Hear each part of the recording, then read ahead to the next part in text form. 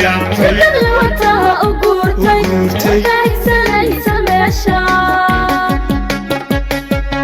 الدنيا ظهري وقارتي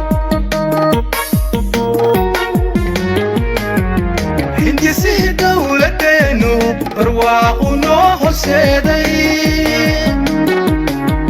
بدلا وتها حياتي بدلا وتها أقورتي كايساني سماشا الدنيا ظهري وقارتي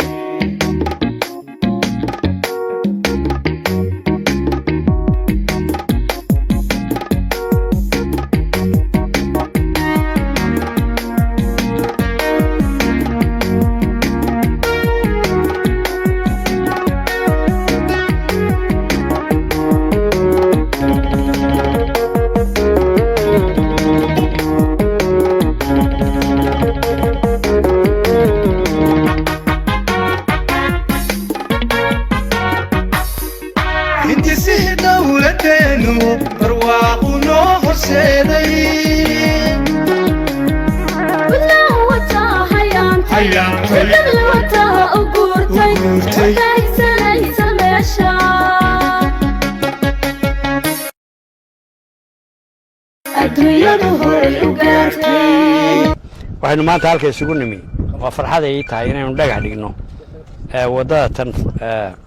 Garowe Falleedyaale waxa waa wiigii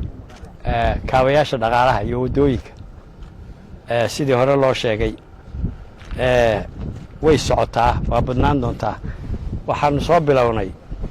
ka soo bilownay wiiganba waxaanu ku ka shaqaynaynay ilaa maxay tahay Puntland tan kale Garowe birta dheer Garowe Sinujiif maanta waa halakan marka inta aanu soo wareegnay qaar baa kuwan wax qorqoraa waxay lahayn war Madaxweyne-Ku-Xigeen war goormaad halkan eegaysaa xagga eegaysaa war ma tagtaa waa barbaan siri waa diwaan aanu ma maqleen ma gabaydaa idoorsal fududaa wuxuu sugayo mu dhawro waa soo sidnaa xariyi saabka loo tolay marka war waa soo soconay meeshani muhiimadda ugu weyn bay noo tahay inaanu maxay tahay wax ka qabanno waxaanu sida aanu idin sheegay waxaanu wax ka qabanaynaa meelaha dhowdhow oo dhan Taleex Boocame waa tayo iyo tiigsigiina waxa la gaarayaa meesha Gardafu wasiirka iyo baa tagayo tiigsanaya ilaa maxay tahay ayaamaha kan waxaanu kala tiigsan doonaa ilaa Buuhoodle marka tayadiina waa in ayaga dhowdhow tiigsigiina waa kuwa shishe waanu tiigsanayno runtii waa dawlad baa la yiraahdo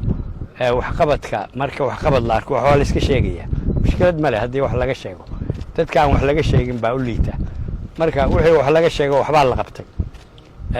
runtii anagu waxbaanu qabanaynaa cidii kale wax qabanaysa waa soo dhaweynaa shacabka reer Puntland waxaanu isku tashi baanu ka rabnaa amni baanu ka rabnaa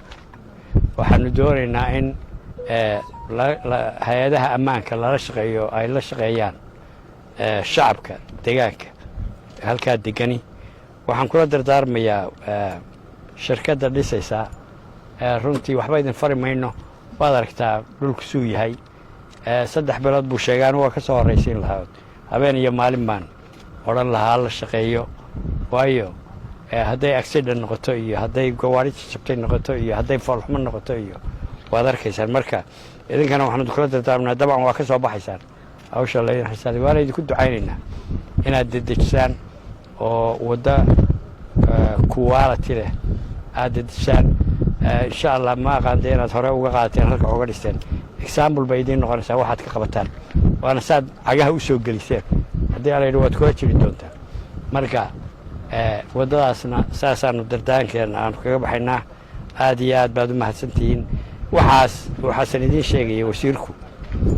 hay'adaha inaga macaawinayaan meel wax lagama keenin waa wixii maxay tahay dawladda Puntland baa isku tashatay milyanada la sheegayo awalba waa jireen dabcan aad baan ugu mahadcelinayaa wasaaradda iyo beekhaaminta la beekhaamiyey oo ma aynu maanta halkaa dee ismaynu soo taagnin howlaha ma qabanin waxaan u malanayaa wax allaale waxa aynu samaynayno hadda waa wax dawladda jeebkeeda dawladdaa ku tala gashay shacabka u dheeda waxaan doonayaa inuu gacan ka geysto oo maxay ahayd meeshii wax laga qabanayaba deegaanku inuu ka geysto aad iyo aad baad mahadsantiin aad baan ugu faraxsanahay maanta aad baan ugu faraxsanahay inaan u jawaabo qoladii lahayd madaxweynow halkanna u jeenso marka u jeesti oo waanu wadaynaa oo midbaa wuxuu yidhi oday afgaab la odhan jiray barastaab ka ahaan jiray kismaayo baa wuxuu hadaleyn ahaan jiray mayla socotaan marka lasoo maartay orientationka mayla socotaan marka mid reerahooda oo iska qayirsanoo wixii ay dhibeen baa yidhi waar maya waa kaa horraynaa waad qabta buu yidhi baalkan ka horreeya hala qabto kacaanka marka kuwa waxa le waa idinka horraynaa waa soconaynaa yaan idinka laydin